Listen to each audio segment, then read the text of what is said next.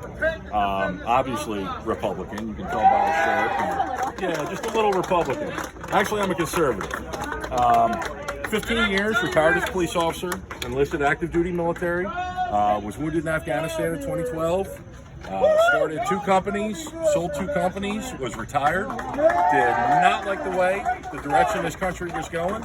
So instead of me sitting around and complaining about it, I wanted to do something about it. So decided to take the leap, run for office, ran for Congress. We were in a 6-man primary, took a tight second. So hey, who knows what's in the future?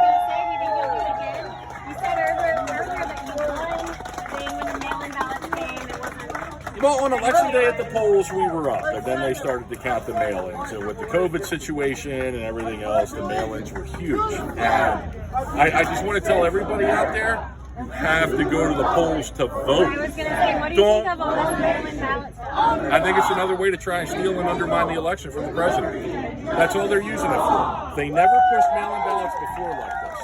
And now, and let's be honest, yes, COVID is real, okay? But I feel it is 90% political, 10% medical. So, yeah, it's 90% political, I feel that. The common flu, you can walk out your front door any day, and there's a million things out there that can kill you, okay? More people die by falling off the sidewalk into traffic than they die of COVID. So, I don't see a whole mail-in push based on everything else. It's COVID. I think it's politically generated and pushed. And Joe Biden even said the other day, be a patriot, wear your mask for the next 3 months. What happens in 3 months? The general election happens in 3 months. If masks help so much, why is he still in his basement or doing this virtual DNC? Put on your mask and stand out. Well, here's the big issue too. If masks work, why are they releasing criminals? Why are businesses being told, especially in Pennsylvania, it's bad. We got a jackass for governor, okay? And it's bad, all right?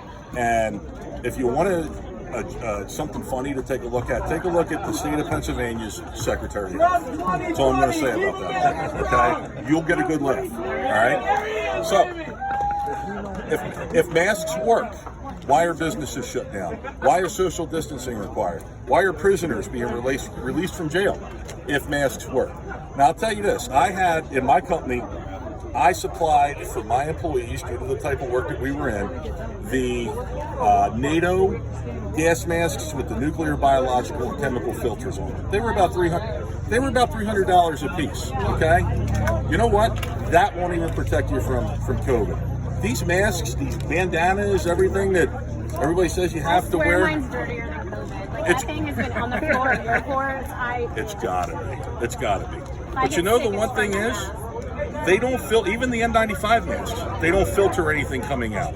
So the whole narrative that your mask protects you, my mask protects you, your mask protects me, it's a bunch of BS, okay?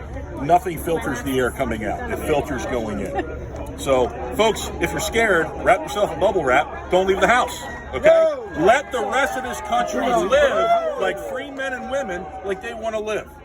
If you're scared, stay home. And I'm trying to keep my language in check today. But if you're scared, stay home.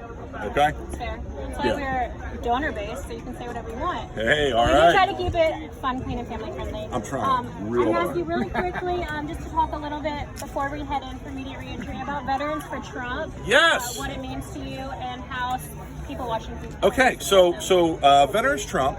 Actually, you have Veterans for Trump and Vets for Trump. Vets for Trump is the organization that I represent.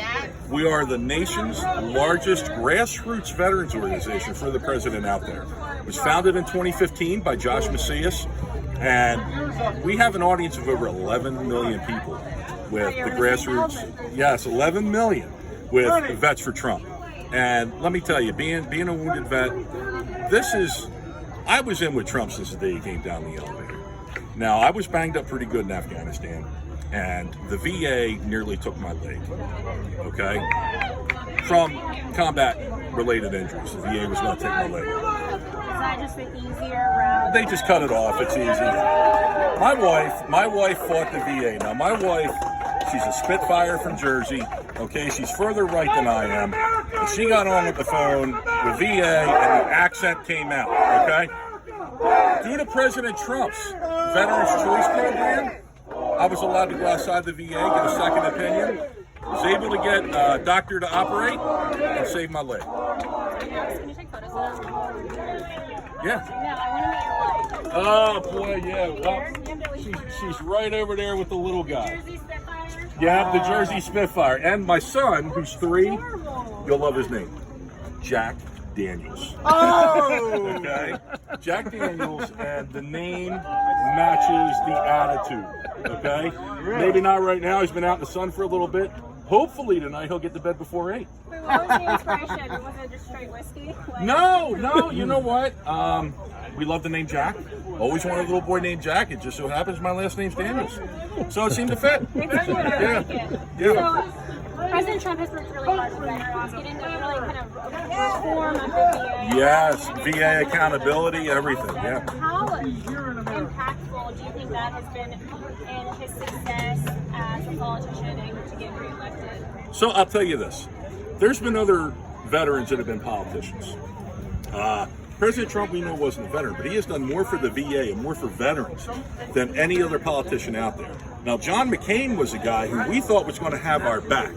John McCain was a guy who we thought, hey, this guy's going to look out for the vets. And John McCain came out and said, the VA can handle anything that a veteran needs. But yet, when John McCain came down with brain cancer, he didn't go to the VA, did he? He went right outside the VA. So right then and there, he lost all credibility with the whole VA issue with me. Just because you're in a public office, you can, John McCain's 100%. He can go to the VA. He gets his treatment from the VA, but he didn't want to use it for him, but it's good enough for everybody else. And that's the double standard that happens in this country with politicians at all levels, okay? And that's what needs to stop. What's good for the goose is good for the gander. And what you have now is a system where millionaires travel the country and they buy political seats. They buy them, okay? One of the big things that needs to happen in politics is campaign finance reform. You can only spend X amount in a primary and X amount in a general. And when the day comes, when I get there, besides term limits, that's the big thing I'm going to push, because I'm tired of millionaires who don't have a pulse of the people coming into places and buying seats and buying elections. It's wrong. Love you, brother. Because all they care about are their buddies. They don't care about us. They care about themselves and what favors they're going to pay. That's all they care about. So I'm passionate about this. I can tell. Yeah. I know, and I think a lot of our viewers will agree with you. So where can our viewers follow you? Oh, boy.